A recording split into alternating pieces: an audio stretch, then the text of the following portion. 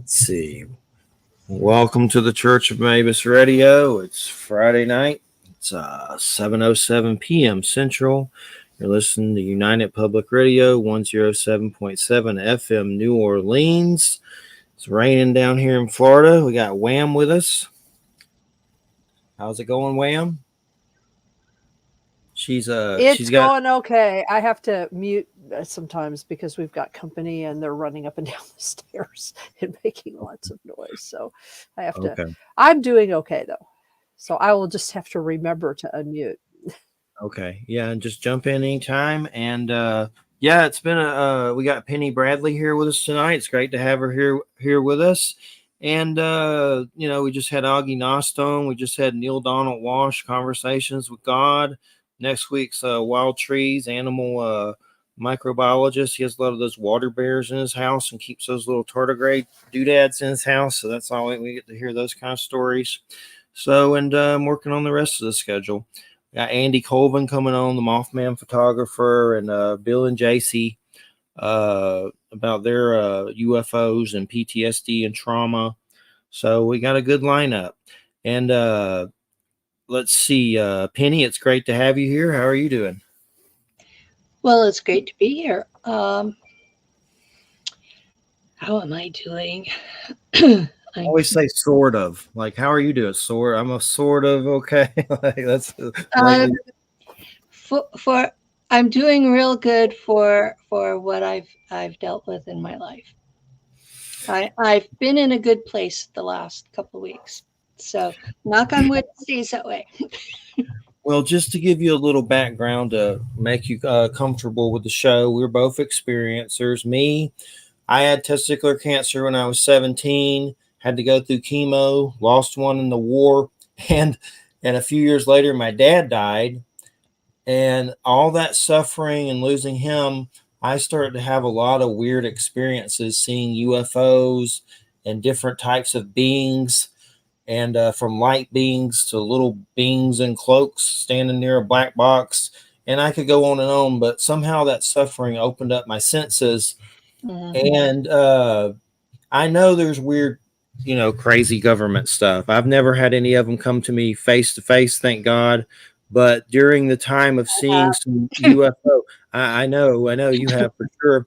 And but I've had like UFO stuff over my houses, everyone I've moved, and it's brought out those type of agencies. And one time, a silent vehicle set over the house like a helicopter with no propellers, and the guy looked like Top Gun, the crap on whatever military, and he goes, and it shot away and make a noise. It was just very mockingly, and it seems like they sent someone out because maybe the UFOs were there, maybe the UFOs were them.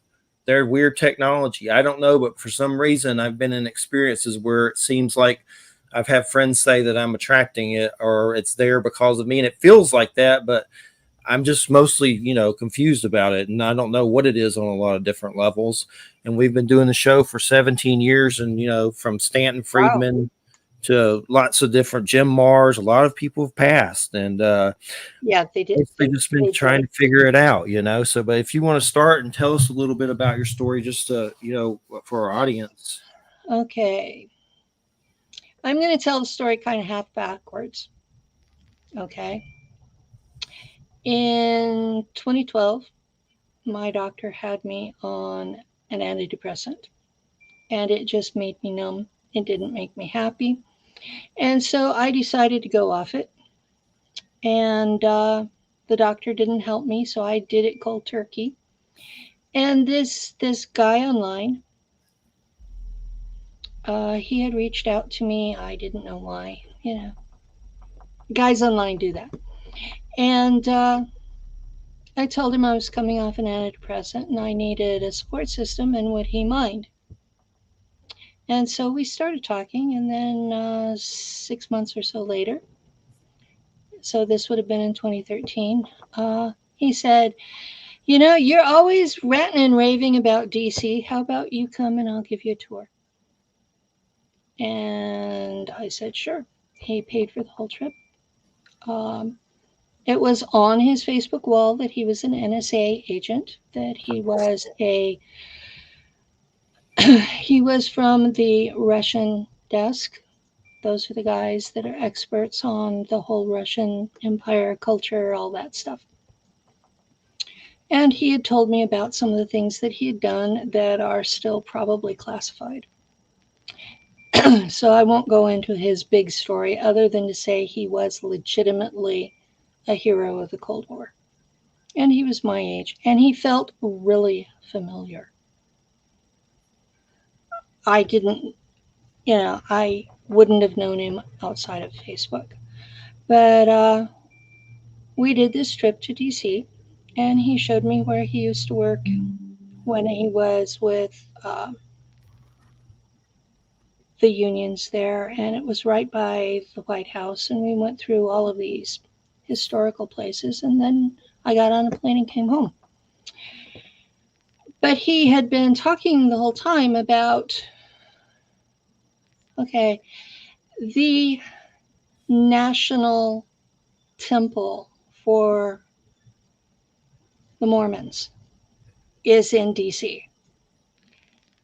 And they call, the people there in DC call it the Emerald City out of the Wizard of Oz.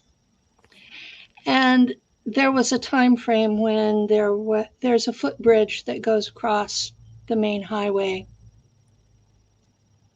right by it, and he kept telling me about that there was a sign that they had dropped off of this bridge that said "Free Dorothy," and he must have used that phrase at least 20 times during the time we were visiting DC.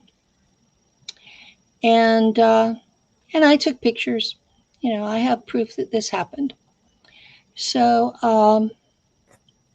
I get on the plane to come home, and I start having a stress reaction. I started swelling up. I had anger issues. I didn't know what was going on. By the time I got home, I had this memory dump. And it was all in German, not English. I had studied German in high school. It had been really easy for me. But at this point, I don't, that was 1970s. So I don't remember it well enough to understand all these memories. So they're all mixed together with the most traumatic stuff on top. And I spent 3 years doing research to figure out what in the hell am I remembering? Because it was just as real as my childhood in California, picking grapes and taking care of cows. And I'm like, where was this? Because it had raptors right out of Jurassic Park, breaking through walls and killing children. And I'm like, where was this? And I went through all the people in the community who've given witness statements. And Michael Relf, his website is still up. His widow maintains it. He has 2 books on his experiences on Mars that matched up with a lot of what I remembered. And then I heard Captain Kramer, and some of his stuff matches and some of it doesn't. Of course, he served with Americans rather than the Germans. And I went through and I studied a lot of German history from that point because I remembered being in Schule with the Germans. Now, I've since put these memories in kind of a timeline. And that's the way I usually present it is okay, I was 4 years old, and men in green fatigues kidnapped me from my house. I don't understand why nobody else in the house woke up. I was put in a Jeep with other kids that I didn't know, and we were driven cross country from Tulare County, California to Langley, Virginia. Now, I'm not, okay, I have royal genetics, but real world, my grandparents were grapes of wrath immigrants from Oklahoma. I mean, my grandparents were rich Okies. They had a trailer. I mean, that's the reality. So they came during the Dust Bowl. My parents were farm labor. We were not rich people. We were nobodies. And if I had disappeared forever, nobody would have cared but them. Now, I am well aware that this is where I am in the pecking order. So um, I went to school at a labor camp school where classes were taught Spanish on this panel, English on this panel. And when the lesson was being presented in Spanish, you'd best keep your mouth shut and just pay attention. So I understand a lot of Spanish because of that. I don't speak it very well, the words don't come. So people who will see me in certain circumstances, they'll wonder about me. And I do have all of these influences in my English. Some people have noticed it in the accent. But yeah, in Shula, they had taught us a lot of stuff that's very different from what is taught in school here. And so I started remembering what I was taught in Shula, their history, their culture, their version of science, their version of mathematics, and how to survive interactions with extraterrestrials. Okay, that's something people need to understand, that there are lots of different critters out there. Okay, some are physical, just as physical as we are. Some are interdimensionals, and they can be everywhere from the bottom 8 all the way up to top 15. And you don't know just by looking at them. And if all you're doing is hearing them, you haven't got a clue who you're talking to. So then there's something called a plasmoid, and what Muslims call jinn are plasmoids. They are a life form that's physical, but made up of smoke or vapors, and they have a really hard time holding a shape because it requires more energy than they have. And what was the other thing? There's another one, but I can't think of it right now. Now, the problem we've got with extraterrestrials and interdimensionals is when you start flying through hyperspace,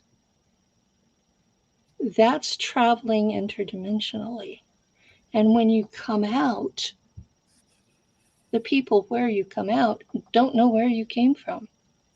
They don't know if you're 3D or 5D or anything else. Now, humans, because we are fear-based monkeys. Seriously. We are fear-based monkeys, so anything we don't understand, we call it a demon and try to kill it. That is our baseline approach. And right now, the disclosure movement in all of its permutations, because David Grush used the term non-human intelligences to leave the options open, so it could be any of those things interacting with you. The religious people went fear-based. oh, they're demons. And that's the big argument on Twitter right now, X as it's being called. That's a big issue on Facebook. Um, some of them may be demons, depending on what demons actually are. Nobody's ever clearly defined it for me. So I have a background in Christianity. You're in Florida. I was Church of Christ Auntie. And then I became an Episcopalian. And when I was Episcopalian, I was a lay minister. So I've been to seminary. I've done a lot of the background. So I've never seen a definition of demon that was all encompassing or made sense. So you call it the Church of Mabus, so I thought I'd toss that out there. Okay. When they took me to Langley, it was 1959. I was 4 years old. I was very small for 4 years old. My family were little until puberty and suddenly were big. And I was put in a cell. Everything there was white bed, white pajamas, white walls, white floors. The people who worked there all wore white. The doctors wore lab coats that were white. Or I'm assuming they were doctors. There were 1,000 of us, approximately, when I got there. 5 years later, when the survivors were sent through a jump gate, there were only 20 of us. That's how hard on us they were. The first thing they did was they spent a year mind fracturing us to produce a 13 by 13 by 13 hierarchical cubic array of altars. This was done on purpose. They think of them as computer files in your brain.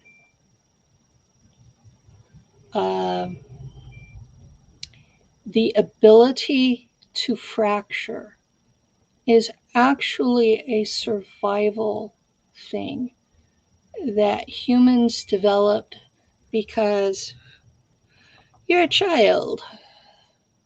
Your parents are eaten by a saber-toothed tiger in front of you. Your aunt and uncle come and grab you. You have to be rational and not screaming while you're with the aunt and uncle, or they'll feed you to the saber-toothed tiger. So what happened was our minds learned how to split and put the bad memories in a bubble. And the whole idea was you didn't remember them. And children can do that sometime between the ages of 8 and 12. They lose that ability. So that's why they take little kids, is because they want to mind fracture you. Now, I'm going to try not to get too graphic here, but the primary way they do this is through sexual abuse.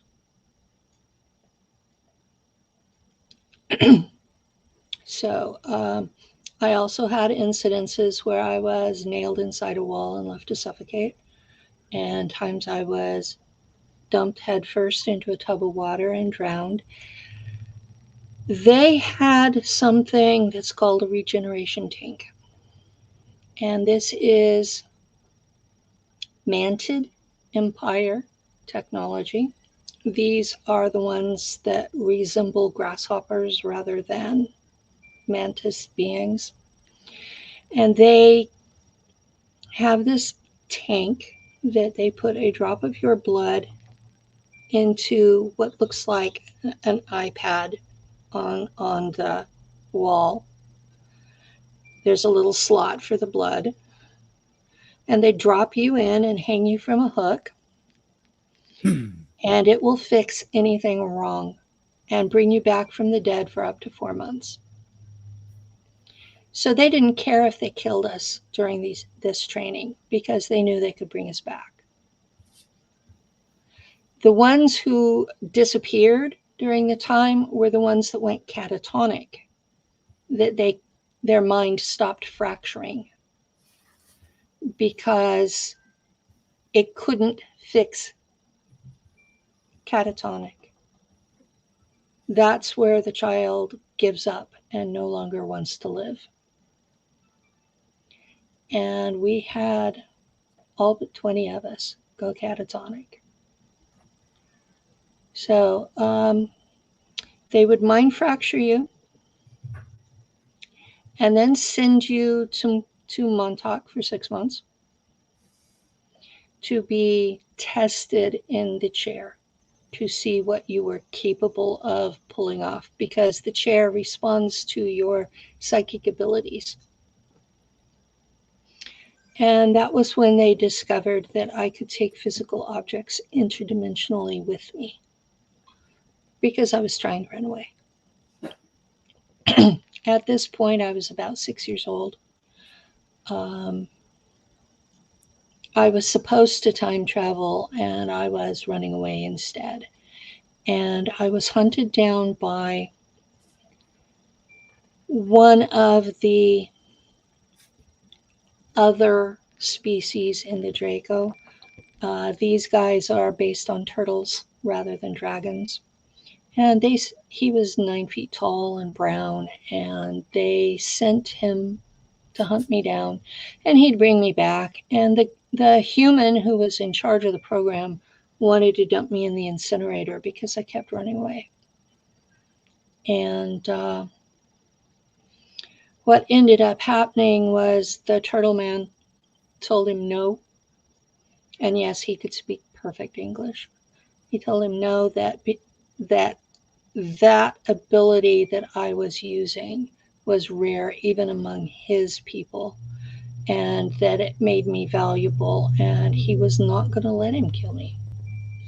And so they sent me back to Langley, and they started training me on how to control that instead of just use it when I was panicking. They trained all of those altars, and if you do the math, it comes up just shy of 2,200 altars. My partner, Lou, is Iroquois and Swiss and Welsh. Yeah, Americans. And he's a shaman. And we have been working together using the Iroquois version of soul fragment retrieval to reintegrate my altars. I've got 38 of them reintegrated, and the memories come with the altars. So, no, folks, they are not demons. They are just like chips of my own mind that had been sealed away. And some of them have been trained for other jobs. Some of them have had enough airtime that they think they're separate people. And a couple of them are really strong personalities. And when they decide to pop up, they just take over. People who watched my show 2 years ago, I was shifting altars like a Rolodex on air. And anybody who watches a show, my producer at the time used to sit there and count how many times I shifted in a 2-hour show. Yeah. It was getting embarrassing. I would have guests on and say, I may shift altars, just roll with it. And they would go, oh. And the people doing this, I mean, who are they exactly? Are they like Nazis? I mean, what are they? I mean, who are they? I thought they were CIA, but I was approached by Doris Neely, who is a retired CIA archivist, and she said she had uploaded my file and that my file came from the OSS after it was supposed to have been disbanded.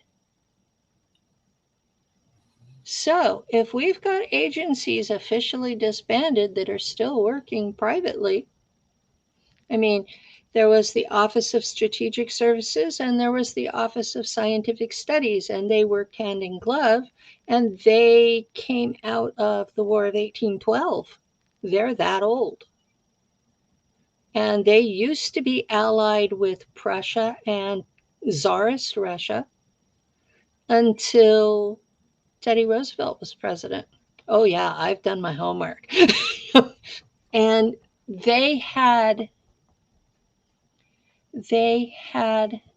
anti-grav technology in 1857. People think all of this stuff started in World War II. It didn't. It's at least 150 years older than that. At least. I know I've had a lot of different experiences with, craft being over different homes, and I don't know if I've ever been abducted. If so, I don't remember anything, but you have to wonder that when they're there like that, if they're working with you astrally or something. I mean, there's been so many where, Augie said I should be hypnotized, but I'm kind of, hesitant to do that. Find someone you trust, of course, with something like that. But well, you're in Florida, right? Yes. Okay. You should get in touch with my friend Drago Reed. He used to be famous for being a tattoo artist. He was on TV. He's, I think, in the Tampa Bay area. He prefers to do hypnosis in person, so it would be something you'd have to travel to him. But he's highly trained by the Dolores Cannon people, and I found him to be really trustworthy. I've worked with them a lot too from their conference and helped them promote it and stuff for their DVD sets. Yeah, he's a good guy. He's going to be at the conference I'm speaking at in July. So when in our present modern world with the things going on, like the Peru thing, which that seemed really weird, and then the Miami Mall thing, I didn't really buy into that, even though it seemed weird. But I thought the Las Vegas thing was a little weird. What do you think's going on with some of this stuff that's highlighting so much in our media right now? Like some of these weird events where people are like saying aliens are showing up. I know Augie thinks it's like Project Bluebeam and pretty much fake alien invasion, but it's definitely weird. It's definitely lighting up more. That's for sure.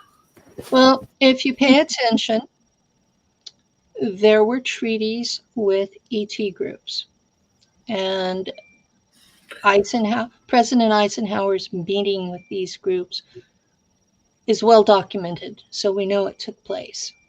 Photographs, all kinds of stuff. We don't know exactly what was in the treaties he signed, except that we know the ETs were told they had to stay secret. They could not be public. Well, I know that the tall whites in Nevada are demanding the right to walk freely amongst us and kill us if we touch them. Which that's not being equal, that's being superior. And I know that their treaty was up for renewal the last couple of years. So I know that's what they are demanding. In the terminology I was told, it was, we're tired of being your dirty little secret mistress. It's weird you bring up the tall whites. They're not something I really think about a lot, but within the last week or so, I rarely dream. I had a weird dream where there was two tall men and a lady that was really like weird tall, Yeah. and they looked like they were dressed like spies, like James Bond or something. And I woke up like, what the hell was that? And First of all, I smoke a lot of weed and don't dream a lot. I think weed messes with your dreams, maybe, but that was a weird dream that seemed like tall whites. they have this weird life cycle where they're kind of normal sized on the tall side, 6 to 7 feet tall. And when they get to their middle age, they suddenly get to like 14 feet. That's why they're called tall whites. And they have paper white skin, and they're basically like albinos, except some of them have gold eyes instead of red. But their hair is really wispy and white or very pale blonde. Their eyes go through this range of bunny white, bright blue, bright green, or metallic gold. And what people are not telling you is they are the blue collar version of the Anunnaki. And they have all this technology, and they've got the American government hooked on a slow drip of the technology. Now, if you pay attention to Michael Lee Hill and the group that he worked with at I've interviewed him a long time ago. Yeah, A.R. Borden's group. There's 7 of them. What's his name? It's Fade to Black. Had them on, all of them on one show 5-6 years ago. I can give you the link in Messenger after we're done. But there was this team, and Wes Penra was one of the guys that worked with them. And they were supposed to make contact with Anunnaki. They were part of the Labyrinth group. When you say it that way, it sounds like, oh, it's some independent group, right? They might even be cool people, except they don't tell you they're part of the NSA. And that the Anunnaki are part of a group that they call the Cordium, which are extraterrestrials leaking technology to the NSA. And the NSA gives this leaked technology to the military industrial complex, just gives it to them. You figure out how to use this, you can keep the patents, you can make the money, we'll just have you make stuff for us. That's how they go about it. So they are feeding directly into private industry. Now, how is this not corruption? How is this not so easy to just totally screw over the public? And remember, they're kidnapping kids from the public to man these programs. And then they're taking what we find and giving it to private industry that definitely has their own agenda. And then they wonder why I'm paranoid. And yeah, I admit it. I don't like the direction I see everything going these days. So I know I've had paranoia about energy weapons being used on me and stuff. I don't get too crazy with it, but I've wondered it, and I know I've had Robert Duncan on before, who was former CIA. This was a long time ago, but he made something that they took, and he whistleblowed about it. And then it's just sometimes it seems like phones give it off a lot. I know Christina, my fiance, her hands can break out around a phone. But I definitely feel like there's a lot of that possibly going on, maybe from foreign nations, maybe our own government, but there's definitely like the targeted individual thing. There's something to that. And just even cosmic rays right now, I've heard are really crazy. So you got all this just being bombarded.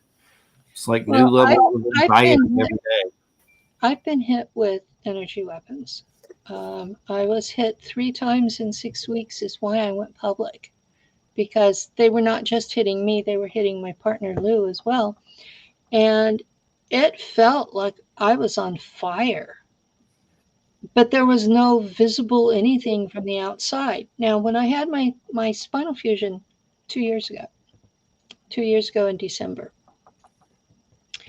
the surgeon did a write up where he said, I have never seen nerve and muscle tissue welded to bone before. Hmm. Yeah, we're talking, I have medical proof that this happened to me. Okay? I'm not pulling things out of my imagination. I'm not channeling like half the people out there are. This is something that really happened to me.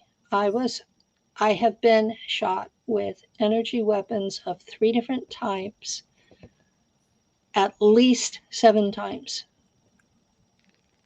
And it's just insane that you talk to a average normal person out there and they think we don't have that technology, and yet we've been using it. We used it in Afghanistan until the people in Afghanistan figured out they could wrap themselves in aluminum foil and it would bounce off them. I'm sure that's a sight. Yeah, all these Oh, I know.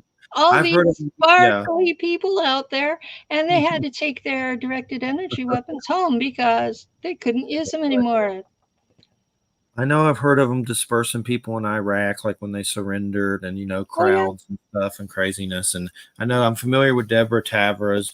Probably Mhm. messed up last names, but that Jesse Ventura crazy conspiracy. It wasn't really crazy, but the conspiracy theory episode where he like went to the place the thing was being shot out of and like confronted them. That was a weird episode. Like Yeah. that whole episode on targeted individuals from Jesse Ventura.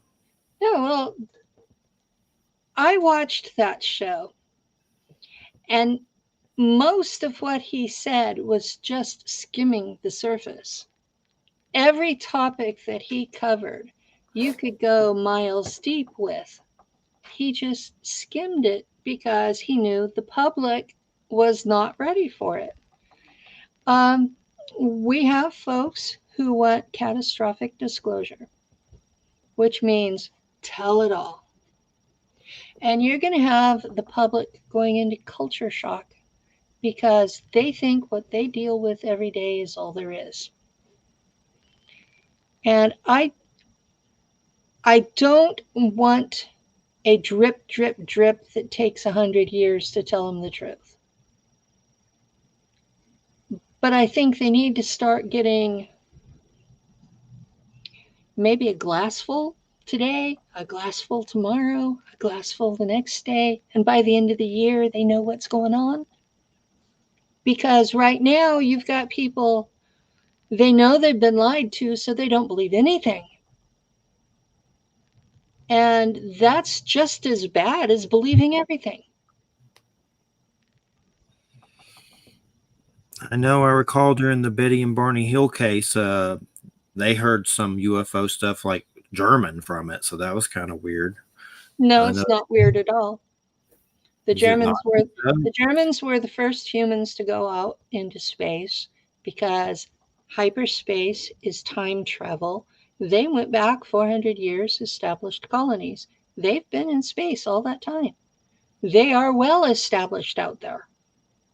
And they come back and they buy things on Earth, and they have rogue elements who show up here and do all kinds of things. If you look at the abductee reports from the 1950s and 60s, they had swastika, they spoke German, they flew variations of Hanabu, and then suddenly you don't see that anymore. You see the triangle ships that are American, and God, they're built in Utah. I've seen those a lot of different levels coming out of a portal in the sky. I've seen some over power lines, like it was doing something with the power lines, and a light ball of light came out of them with a witness. Yeah. And They are. They're drawing energy from the power grid. They draw energy from the sun. We have monster-sized ships out in space. They're built out in space because they can't handle the gravity here. And they draw energy from the sun. That's what's causing some of these outrageous coronal flares.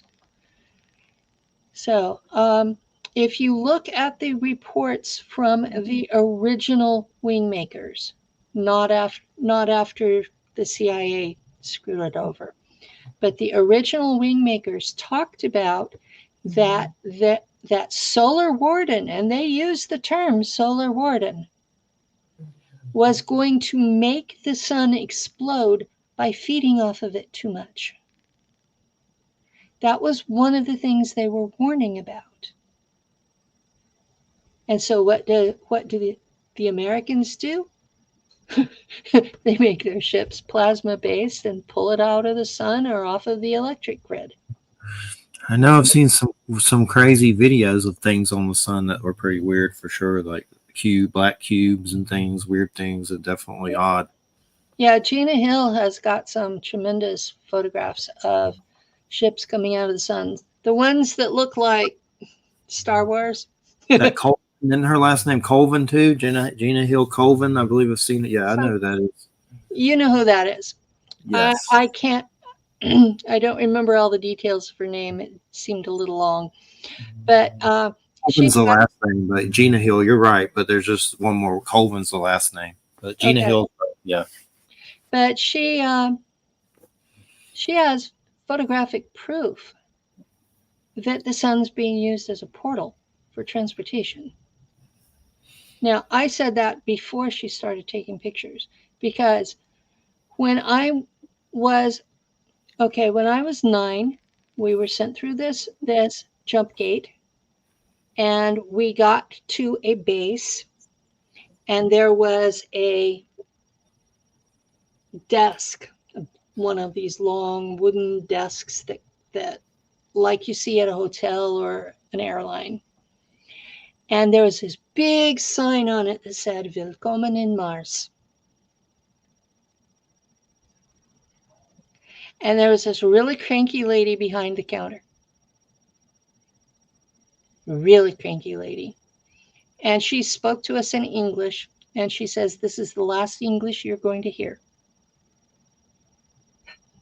And they took us to barracks, set us up to go to school, Shula, because none of us had been taught anything as far as education while we were at Langley. We had been mind fractured, trained in the chair, and then trained in what our psi abilities were. We didn't know how to read or write. We didn't know how to do math. We were illiterate. And so the Germans did not want idiots in their military.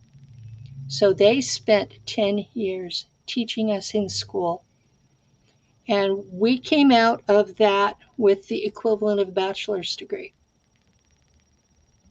and trained for our job that we were going to have. My job was, I was a fighter pilot in a unit of all women, and we were called the Valkyren, which is Valkyries, because we were women pilots and warriors. And we went through and we fought with the Raptors. We were not to fight with the ant people, but if we had the opportunity to capture one, we were supposed to. And we also did something called ghoul duty, because there were human remains from these battles everywhere. And we were to bring back the remains, and those that could be brought back from the dead were. And whether they were Americans or Germans or Russians, because there's a Russian presence, or whether they were tall whites or the native Mars humans, because the native Mars humans are us. Once you understand that Earth and Mars were twin planets, and all of the species on both worlds were on both worlds, then it starts to make sense that the different types of beings that are both places. The raptors on Mars got separated from the inner Earth raptors here. So when you hear about reptilians coming up through a cave system, um, Latin America, Africa, Southeast Asia, they're real. They're not extraterrestrials. They've been here as long as we've been here. There's another species of reptilian, Lacertus people. They're real. And there were statues made of them that were dug up in Ubaid. I'm not sure what country it's in. Seen one in Peru recently on Facebook that was interesting. Reptilian statue. Yeah, there's a Peru and Bolivia have statues of reptiles that they were worshiping. These are beings that live in caves underground and occasionally pop up. And when they pop up, people that don't understand them, don't know about them, are, we're basically frightened monkeys. There was one time on a Halloween night at a lake, and I was partying with some friends, and there was some psychedelics and stuff like that. I saw some reptilian beings, and they weren't physical. It was like they were on another plane, like astral, and I could see them. One was like a humanoid that I don't know. I wouldn't. Medusa comes up, but it definitely was not like you would see in Clash of the Titans or something. But the closest thing I found to them is like the Mayan gods and stuff, because I have like these oracle cards with wood glyphs with the gods, and that's what it reminded me of. But the weirdest part of it was one was like a hydra, and then there was a humanoid one. And my first thought was, oh my God, being from Georgia, my dad a preacher, oh my God, it's the devil, fallen angel. What the hell is happening? I'm going straight to hell tonight. Fear and Loathing in Las Vegas. But anyway, they said positive stuff, like telepathically, love, like things about love and dance and write and be creative. It's like they're Deepak Chopra or something. So it was just a weird thing, but I definitely know. I know I've had shamans on and stuff, and the reptilian thing comes up a lot with different things, and I definitely believe there's something to it for sure, based on that experience. The first sentient species in our galaxy were dragons. Tiamat, about that, I've heard that one. So people need to understand that the reptilians developed first, and they've had longer on the job. So they may be a whole lot more developed than we are. And they're certainly past the fear stage that so many of us are stuck in. I mean, if you could look at them without freaking out, like you said, they're talking about good stuff. I'm glad you were able to hear that. Once you get out in space, first off, you understand that there's no ET that has more in common with you than any other human.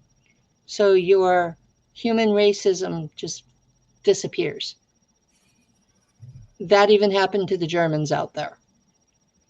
The second thing that you find out is that almost all of them are smarter than us. Almost all of them are more spiritually developed than us. And it's our racial ego that tells people that we're the best.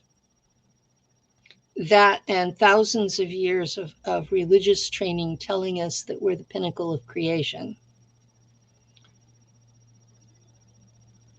So, And then you know, yeah, I get yelled at a lot. How dare you? You're a traitor to your species. No, I'm telling you the straight truth, and you can believe it or not. well, I mean, if when people say all reptilians are evil, that's like Nazis saying all Jews are evil or whatever. It's like kind of like Yeah. genocidal thought. Like it's kind of like Hitler, pretty much. But One of the things that I learned in Schule was that the Germans in space considered Hitler to be a traitor to the German people.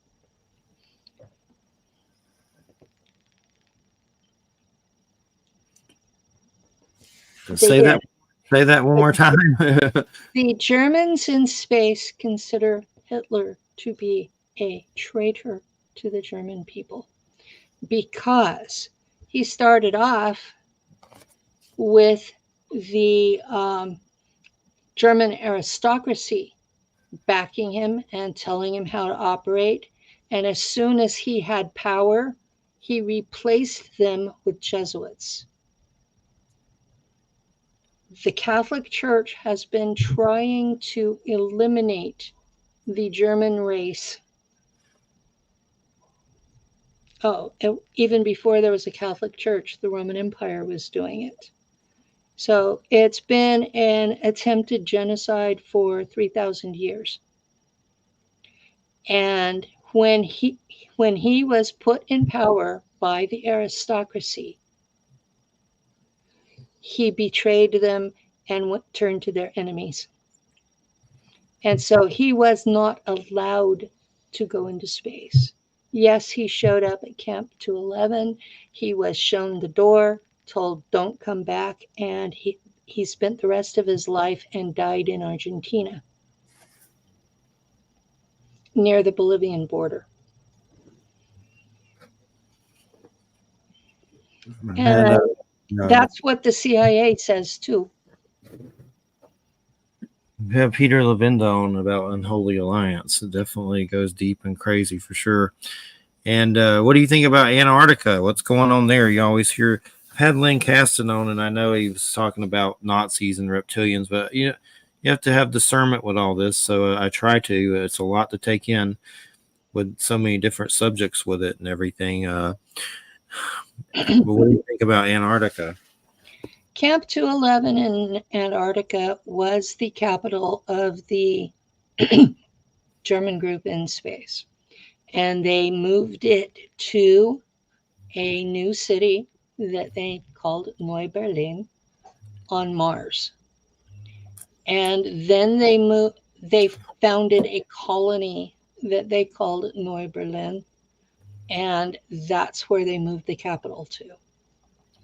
So I understand that there is a small force still at Camp 211, but when they realize somebody's coming, they basically withdraw.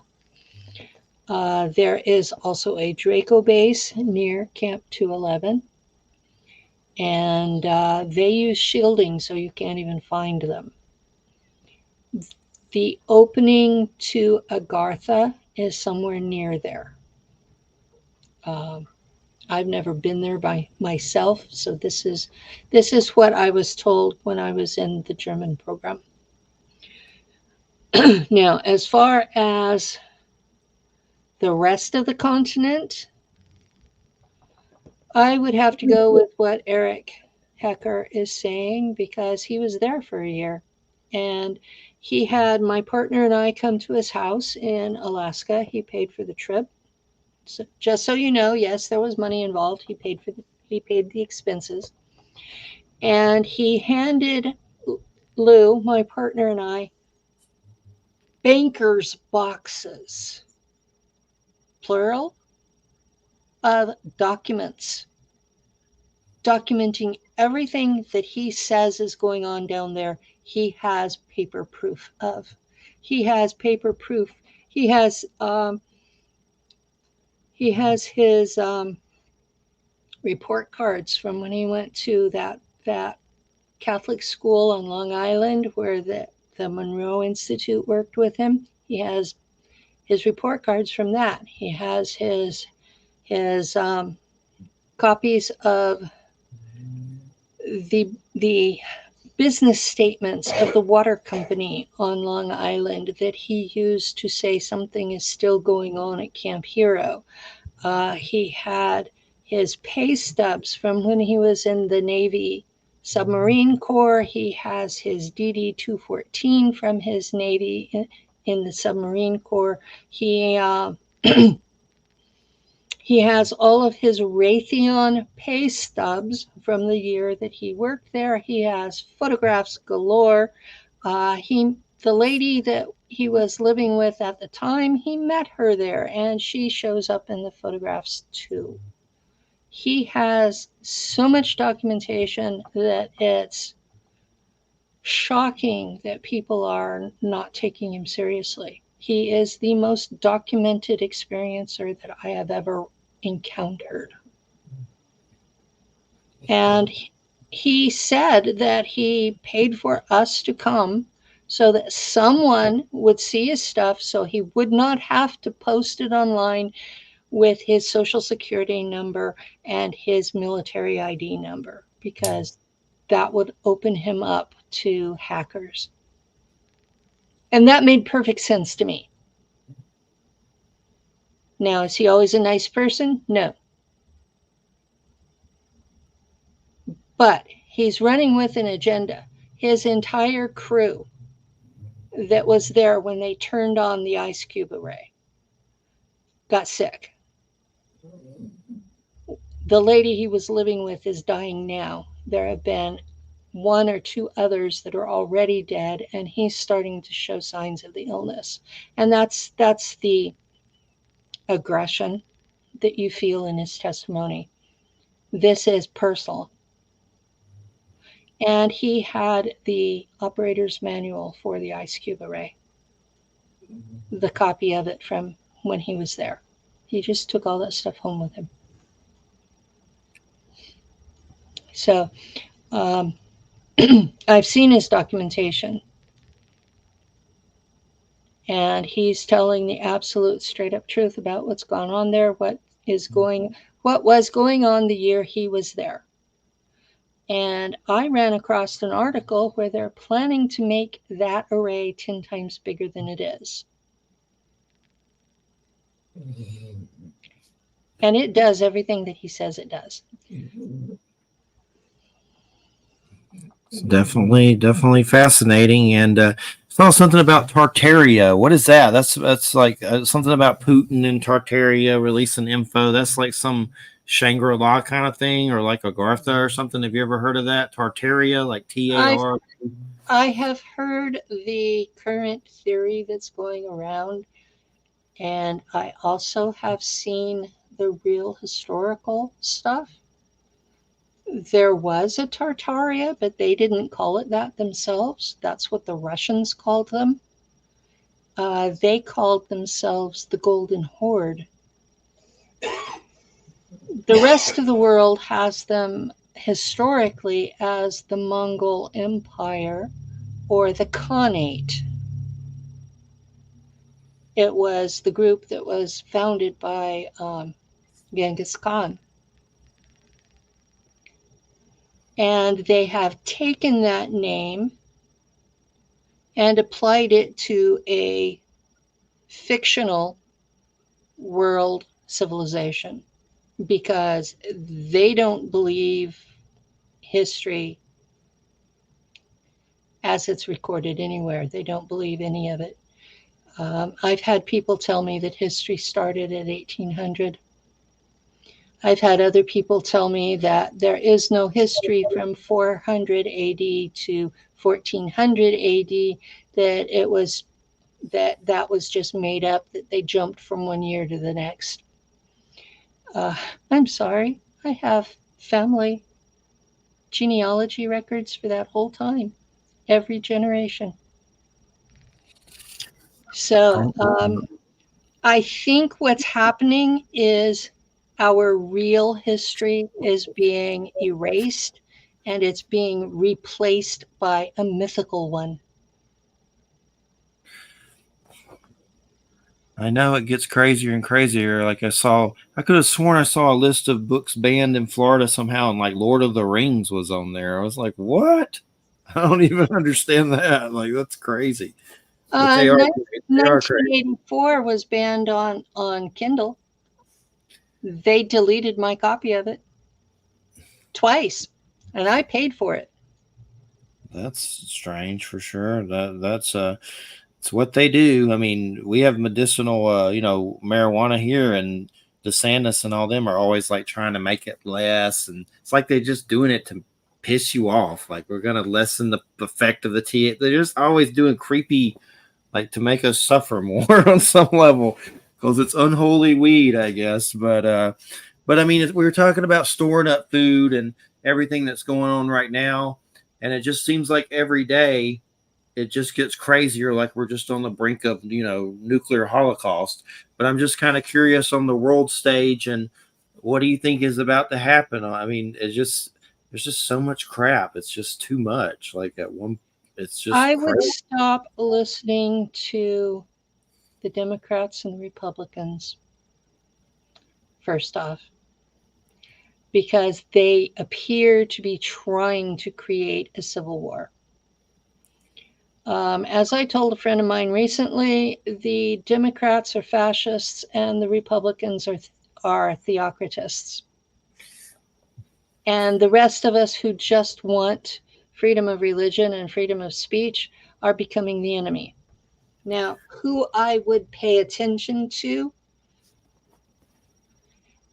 because they scare me, not because I believe in what they're doing, Yeah. is the World Economic Forum. They have somehow come to power without being elected. They are now in charge of the United Nations, the World Health Organization, and the European Union. And it looks like Biden in America and Trudeau in Canada are about to hand over the whole pie to them. So, bless you. Thank you. Thank you. So, That's pretty much what politics. Both sides are just like Trump. I can't stand him. Biden, I call him boredom. It's like I'm just at the point where I just don't like any of it.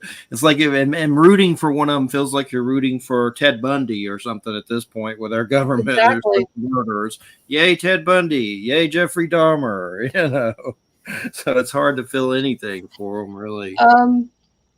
I know we're having an election this year. I know my state's primary is next month. I'm registered, but as far as I can tell, the only major player that's even in the running that is a responsible adult is Kennedy. And Kennedys don't have a strong track record of surviving in the White House. Yeah. So that worries me. But yeah, he's the only one I consider a responsible adult. Do I agree with everything he stands for? Oh, hell no. Yeah. It's both. But It's just. but he's in his right mind and he's questioning things and you know. And Trump seems like he wants to be Hitler or something. Like, he's quoting him and stuff. So that's creepy. And then the Yeah. Democrat side is just so boring. It's like watching paint dry. Well, if Biden was decreed incompetent to stand trial, how is he competent to run the country? Both sides are just And, scared. Both sides are scaring the bejesus out of me. I would like to see a competent adult in there. Somebody who isn't power mad or in dementia. And just on the world scale, I mean, China scares me. Like, I see a lot of right wing news, and they're talking about Chinese spies coming in through the border and stuff, which that could be true. I mean, I'm not saying it ain't. I don't know. I'm not there, but it's definitely at a crazy level. That's for sure. That's like a horror movie. The thing that scares me the most about the border is the human trafficking involved. Because a lot of those kids are just disappearing, period. Nobody knows what happened to them. And the young adults, same thing. They're just disappearing. And then you've got all these unaccompanied men. Where are they going? I mean, I don't have anything against men in particular. It's just unaccompanied. They're not family men. Yeah, it definitely seems scary. I think that And they seem to be military age. What are they planning to do here? And what has the Biden administration promised them? I mean, there have been things leaked that the Biden administration considers them to be new voters. But according to the Constitution, you have to be a citizen to be able to vote. yeah, the only one I felt anything for was Bernie. Well, I'm over that, but that was mostly because of insurance. When I had chemo and stuff, that was insane. My dad's job told him that they should let me die because I cost too much, and my dad had a heart attack, and he was basically on his way to William Wallace, all of them, before he died, like a spree shooter or something. He had guns and knives and stuff, but luckily, it's not lucky that he had a heart attack, but he didn't do it, and he died before it happened. But it was all because of insurance crap, just being pricks about insurance. So that's why I like If you Bernie. pay attention to the folks who are members of the World Economic Forum and the other groups that those individuals are members of, there's an also ran group called the Club of Rome. Hmm. And in 1972, they published a book that the planet needs at most 1 billion people. They have been plotting ever since 1972 on how they are going to kill all of us. I don't think any of the stuff happening these days are by accident. I think it's all planned. In fact, wasn't it Franklin Roosevelt that says nothing happens unless it's planned? I know one thing. I've heard Randy Quaid, the actor Dennis Mm. Quaid. They talk about star killers, and I noticed over the years with the virus and stuff that happened, and plus not even that, like a lot of celebrities. And sometimes I've wondered if it's like a weird game where they use these things. Like I know that Bob Saget guy like had a weird concussion. Like you wonder if like someone does have these weapons and like they just have like a weird list, like a game show. They just we're gonna kill whoever today from Days of Our Lives. Like there's been a lot of weird deaths, that's for sure. There's been a lot of things out there that are poisonous. There've been a lot of things that were not what we were told they were. There are a lot of things going down that the ultimate goal is simply to get rid of the population. I believe it. And it sounds like I'm being paranoid as hell, but when you start reading these documents that these people have written, it gets to where it's just an overwhelming.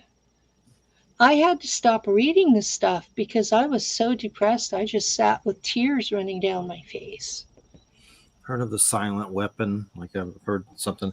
I Yeah. know Dennis Quaid had a documentary. I haven't seen it yet, but it's all about a blackout happening. That's the actor Dennis Quaid is pretty respectable. He just did a whole movie about the grid going down and a blackout coming. If you pay attention, Well, I have friends in Australia, and some of them have posted photographs of their electrical towers, that hold the major cables.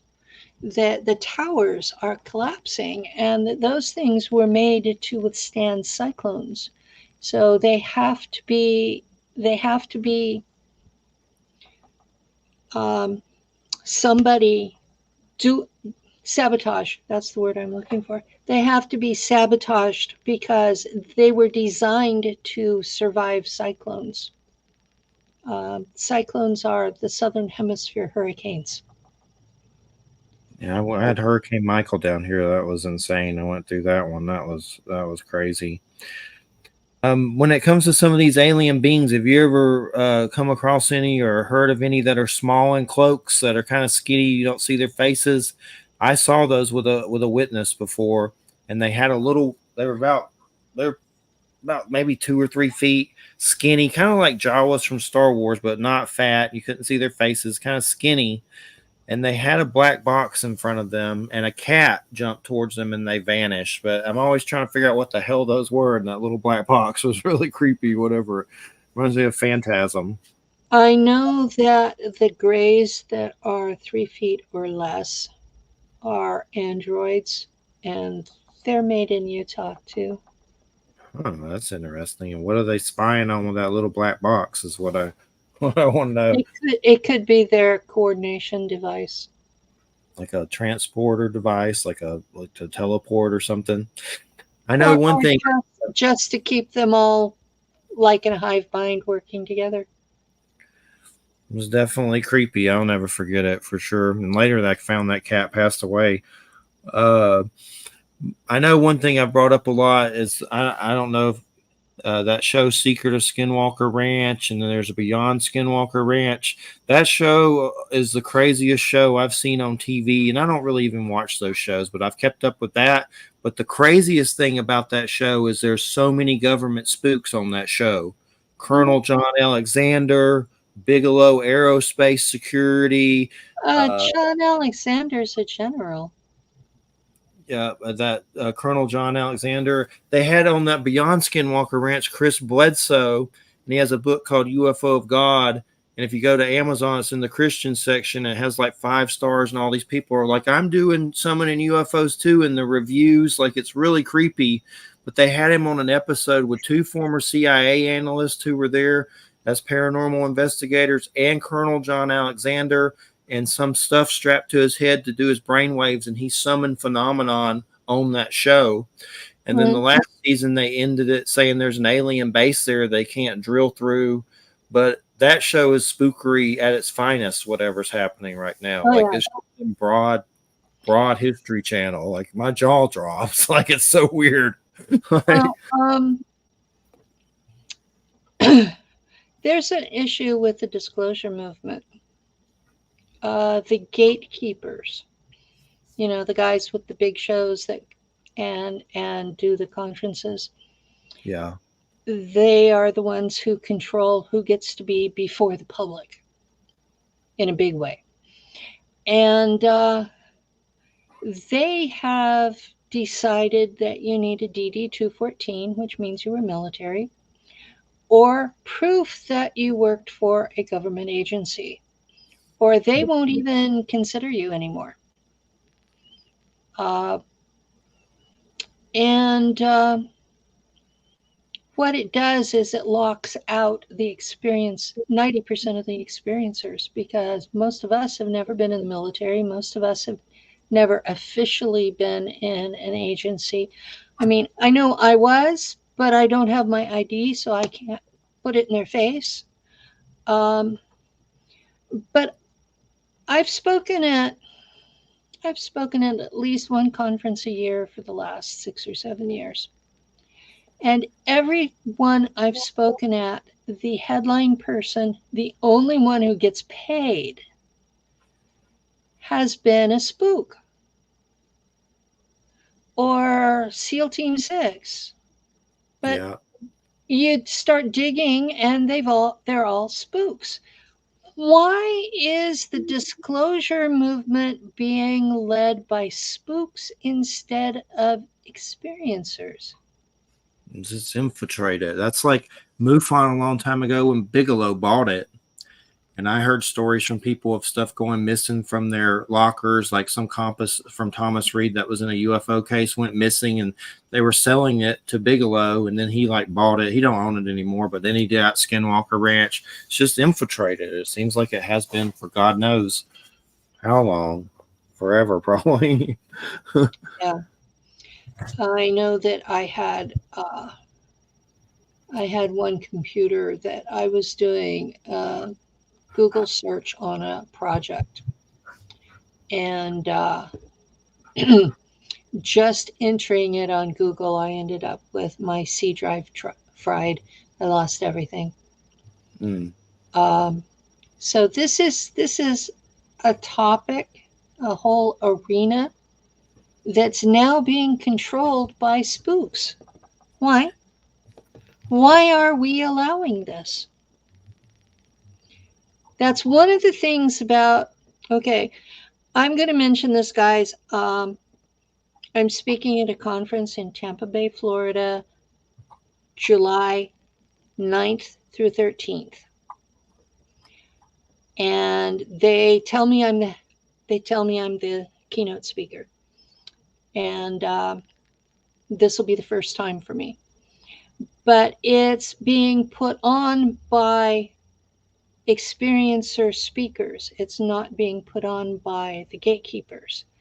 And from what I've seen of the lineup, we don't have any spooks.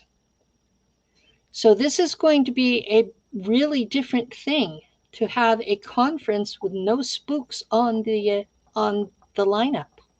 That's good. What is it called again? What's the name of it again? Timeline to disclosure. And James Rink is the one that's doing the organizing, but there is a committee, and they're all experiencers. And there's a finance person who is making sure that it goes on. So, you ever heard? Make sure the bills are met. Sounds good. I know I had a super soldier guy on a long time ago. It's Aaron something. And I don't know if that rings a bell, but he had something about dolphins and hybrids. I've had Laura Eisenhower on before, but I remember that guy, Aaron, like Carter. I can't remember. It's been a long time, but I haven't seen him in a long time. We had a problem with the super soldiers up until about 2016. They would start remembering stuff, and then the Omega programming would pop in, and they'd end up killing themselves and their families and anybody that was helping them remember. Oh. It was really, really, really bad. It's one of the worst problems that we have behind the scenes. They had built this macho culture, chest thump, we are super soldiers. And yeah. Yeah, and we got okay, the SSP people started coming in, and there were women in the SSP thing. And we started in saying, okay, we don't have to be this macho thing. It's okay to have survived this. It's okay to be human. It's okay to be hurt. It's okay to be having problems living with this. And it was me, Ileana the Star Traveler, and a professional therapist, Morgan Starr. And we worked our asses off, the three of us did. And we changed the culture to that these groups are now mutual support groups rather than chest thumping competitions. And we're having a lot fewer suicides. And that was something that really needed to be done. And We Yeah. can't go to a regular therapist. They just drug us into oblivion, and we still have to deal with the memories. So, You have to be careful. Always remember that David Jacobs, Emma Woods weird hypnotizing thing. That was crazy. That was a big thing years ago. That he was like doing weird sex stuff to her or something when he hypnotized her. It was like a whole UFO onslaught of articles about it and everything. I know there's been a lot of UFO investigators passing away. I think I saw a video like that on your channel, one of them. And just yeah, some of the there's been a people. lot. Jim Mars, Stanton Friedman. Jim Mars had a heart attack. Stan Friedman was of that age. So if they're past 70, you kind of have to expect it. But Yeah, you know, the younger ones, we have several who are quite ill right now. Diabetes, kidney failure, cancer are the three biggies. And all of those can be related to the poisons that are in the food and the air and the water and all that. Um, so it's the ones that they seem to be healthy and suddenly they and their family are dead. You know, mysterious accidents out in the middle of nowhere. That's happened too many times. Um, there have been attempts on my life, and I'm not saying that to brag. I'm saying that, yeah, I have a podcast. Yeah, I interview people. Yeah, I bring forward some new people. But what you don't see is me trying to talk them out of it because being public has no positive to it. People think you're crazy. They treat you like shit. They call you names. Uh, you can't get a job because you're that nut job. Uh, you have kids, you might end up losing them. In some countries, just believing in UFOs will lose your kids. Um, Australia's like that. And you have to really stop and think about why you're coming forward. Is it going to be worth it for every Tom, Dick, and Harry and potential pervert out there to know all your business? You know, yeah, I've had interviewers take my story of working with an agent and finding out he was my trauma twin from Langley and turned that into a new age twin flame romance. You know, they would interview me for like 5 hours, and then this hour and a half love story was what they uploaded. And I personally felt betrayed. I've gotten to where I barely speak about that man, except to tell people, oh, yeah, as soon as I was public, CIA shot him. And a CIA agent admitted they'd shot him. There was a DOD agent that tried to set me up. She said, oh, you know, we have this rogue agent out there that's killing agents that go after her. Can you talk to her? And I said, I'm not going to kill her. And they said, well, we don't want you to kill her. We want you to talk to her. Well, when I talked to her, she had been told I was the rogue agent and that she was supposed to kill me, and she had accepted the job.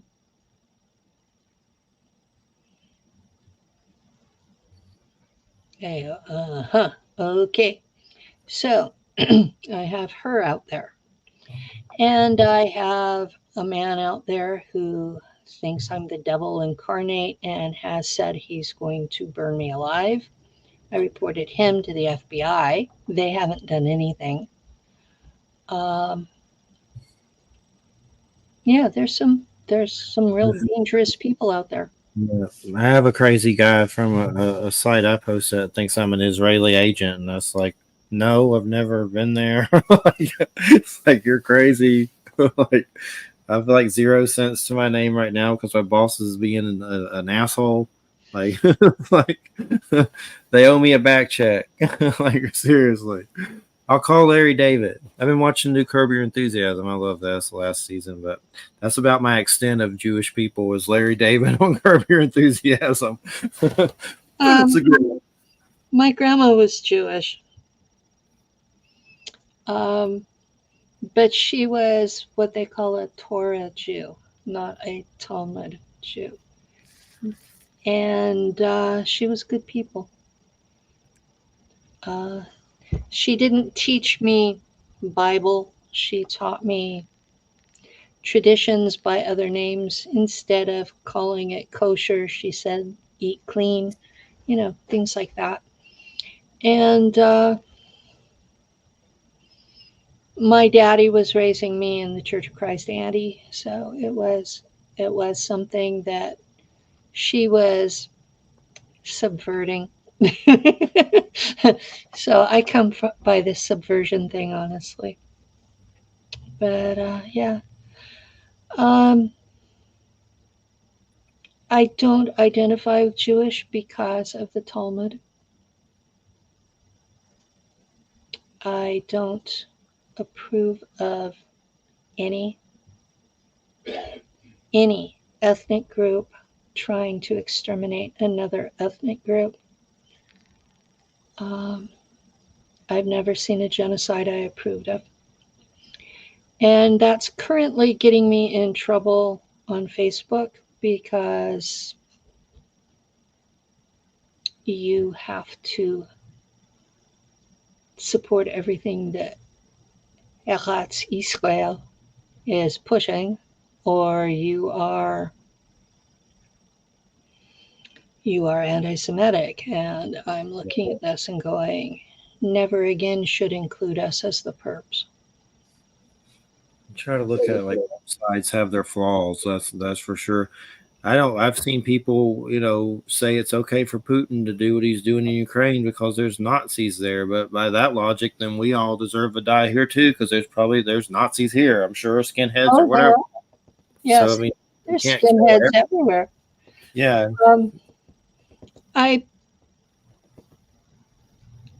I see the thing in Ukraine as a genocide of the Ukrainian people, and I blame Biden because he pushed the bear for years before Putin stepped in. I don't think any of them are correct in this. I think that the Ukrainian people are suffering for their pure bullshit. Yeah, it's bad. It's sad. I've seen some pictures by accident over there, some of the violence, and I don't want to see it anymore. That's for sure. It was terrible. Definitely horrible.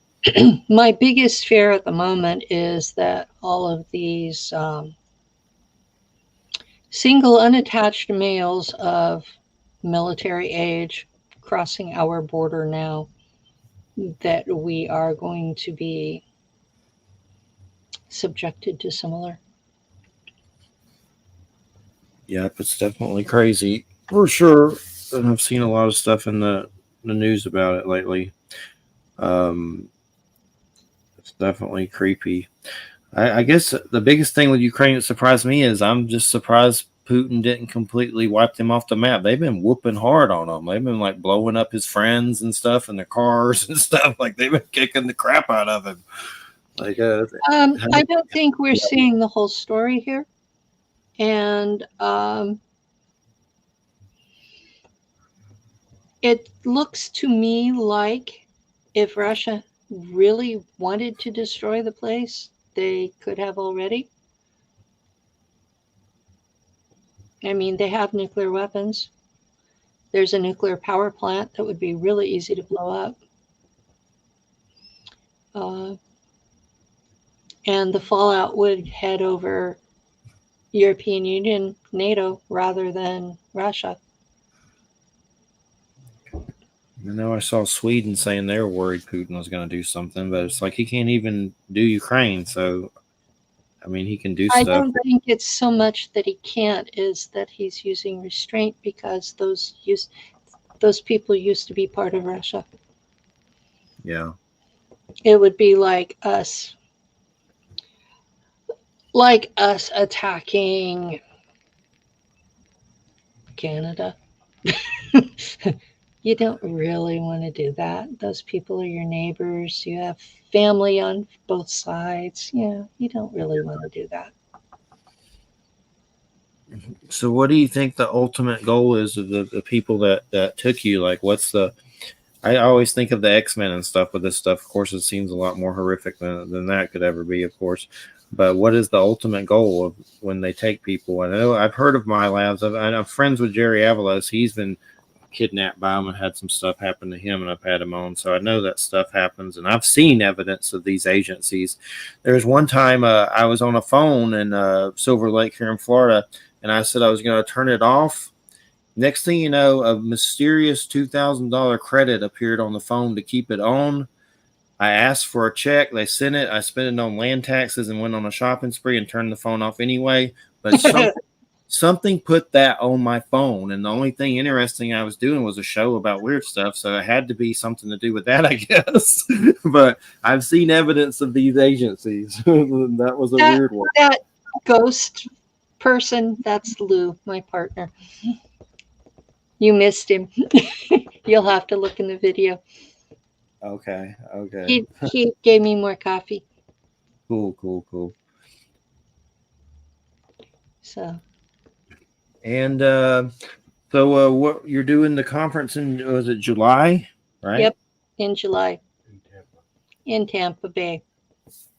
I'll have to look that up. That sounds pretty interesting for sure. Definitely. Yeah, there's some good people. It's me and Tony Rodriguez and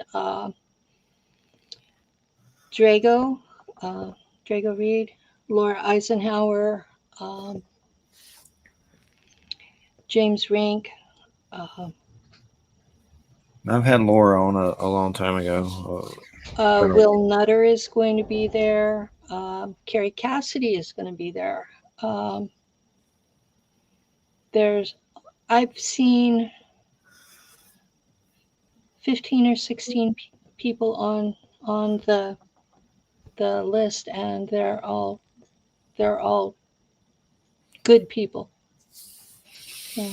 That's one of my thing with those conferences. I always get spooked to go to them. I've never been to one, but I've heard stories of like weird heart attack guns and weird stuff and things like that, like creepy stories of mischief.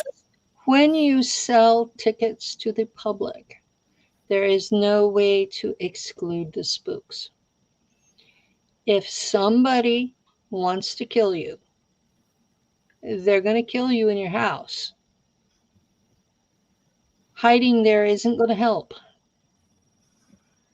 You might as well come out. You've got a show. You're somebody. Come out and be seen. Meet. Shake hands with the people. The ones I know, we're all a bunch of huggers. I know that probably sounds weird to everybody, but yeah, I come in and I'm like this big hug mama. Yeah. Have you ever kept up with some of the David Paulides missing 411 stuff? You ever the people going missing in national parks? You have any thoughts on what may be happening there? Is that Black Ops weirdness? That's cryptids. Cryptids? You think so? Cryptids. Those are creatures that the government does not want us to know exist. And I believe that's why they made the national parks, was to keep the public out of the zones where the cryptids live.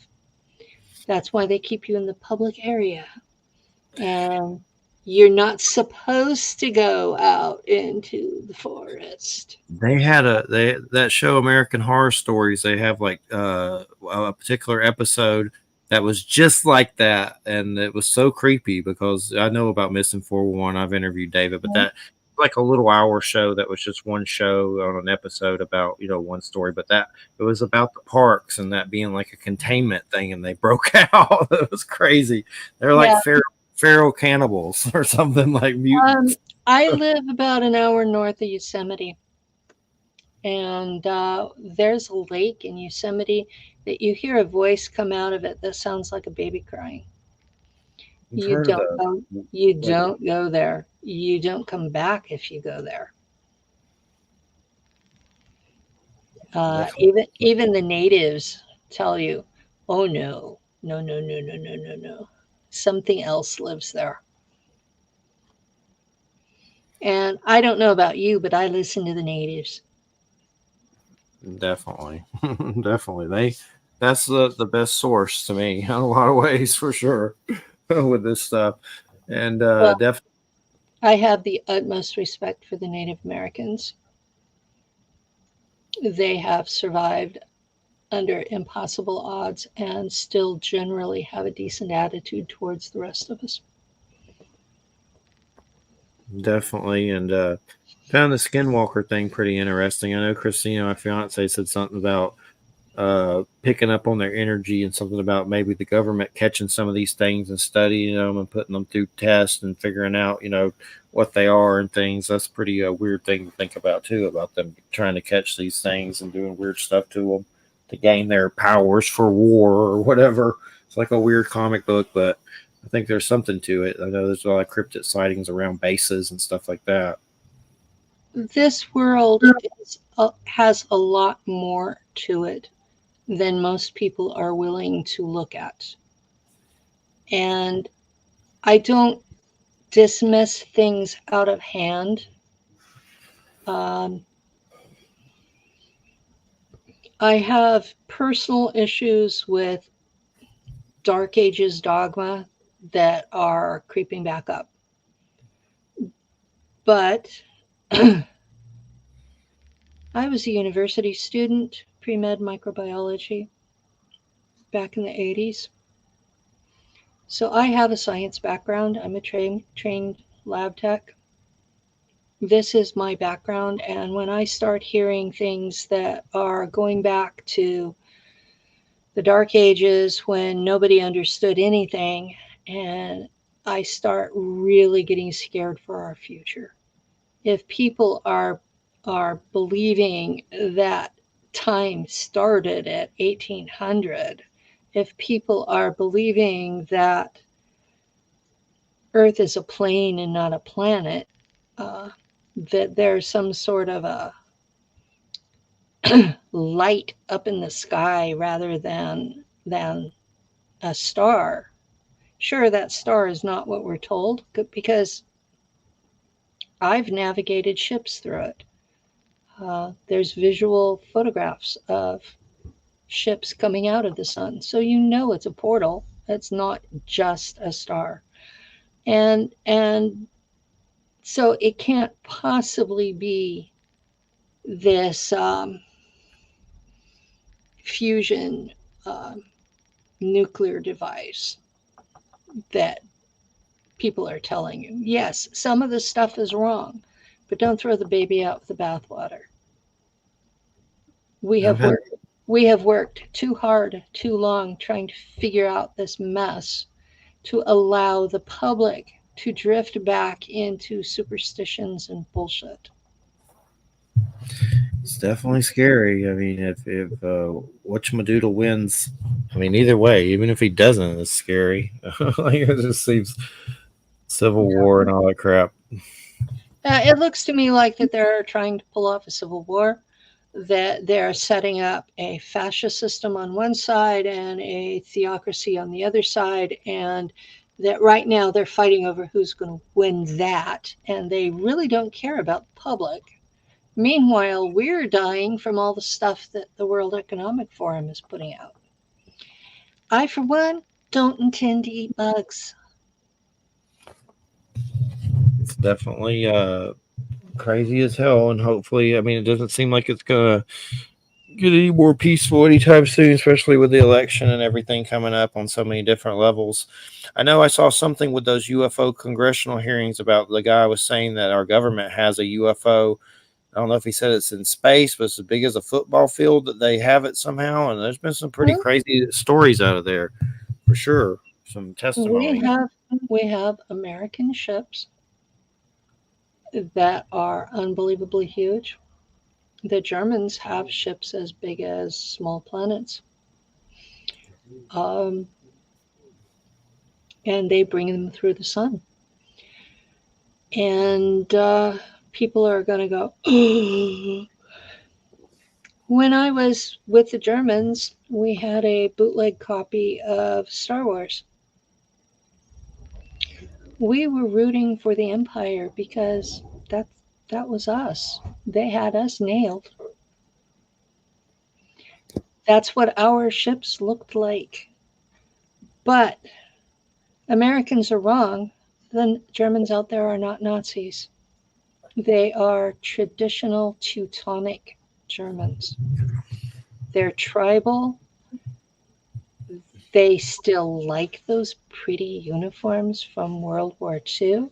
And I'll tell you, you put one of those on and you feel powerful. Those things were very well designed.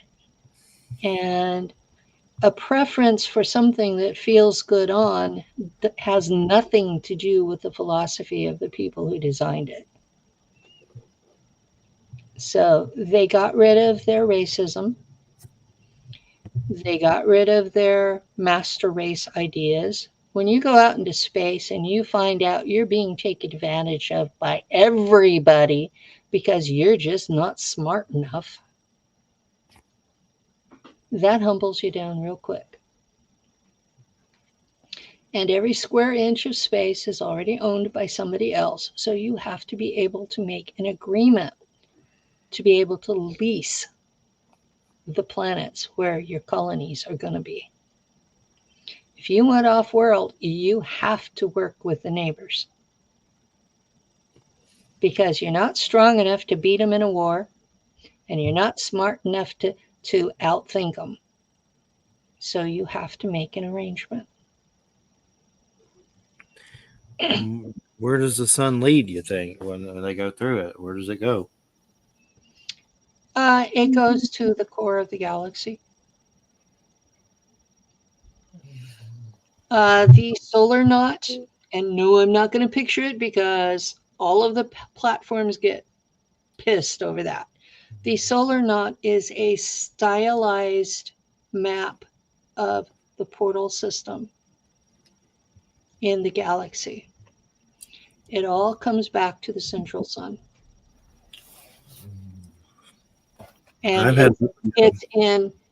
it's in sections so that you don't come straight up an arm. You go from this star to this star to this star to the central sun. I've had weird sun experiences where it seems like I've interacted with it. Like maybe I've seen those light beams before with my physical eyes, completely sober. I've seen two leave my house and fly into the heavens, like they were in the house and went through the roof and just flew straight up. And I think on some level that's what we are, and we have like some kind of connection. I guess it's the source, the sun. But definitely, I've thought about the portal thing, and definitely I've seen the weird videos that definitely seem weird with weird things flying around it.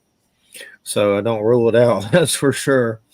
But we got about 5 minutes, and first off, I want to say thank you. It's been a great show. I've enjoyed it.